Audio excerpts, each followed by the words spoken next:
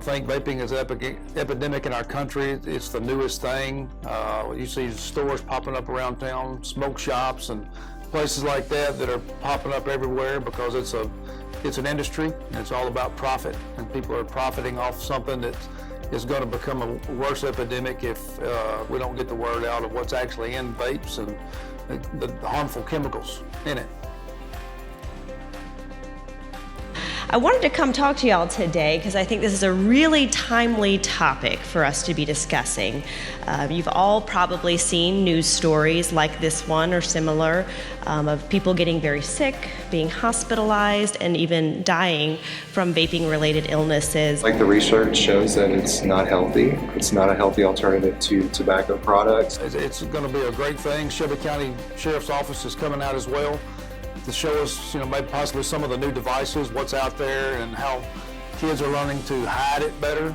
Some of the newer devices that, such as the watches, Apple Watches, such as the cords that people use for earbuds.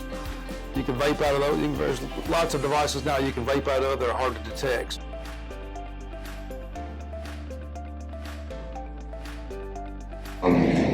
One of the things that's been mentioned tonight is their original intent was to help people wean themselves off of tobacco products. However, with students in particular, they generally don't start with that. So they're starting out with vaping and probably see it as less harmful. And it seems like research is showing that that is not the case.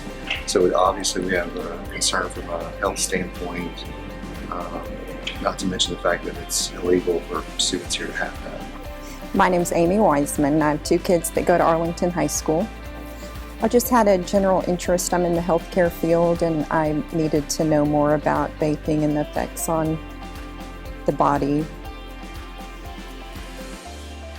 It's kind of a fad, where smoking used to be a fad when I was in high school. Now it's kind of more of a trend that kids are doing it to be cool. Me personally, I think vaping is nasty because I know what chemicals are in there and what all goes in those chemicals, and I'm not sure that our student body knows that quite yet, or individuals that do that. So I believe if they did, they might think twice about doing that.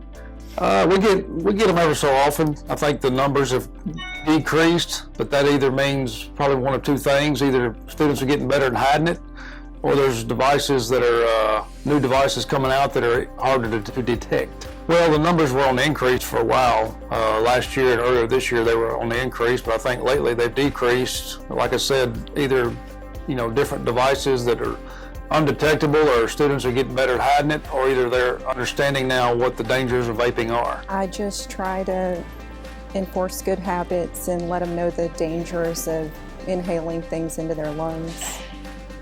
Unfortunately, people have to see a tragedy or two or three to understand the harmful effects of what it can cause, short and long term both.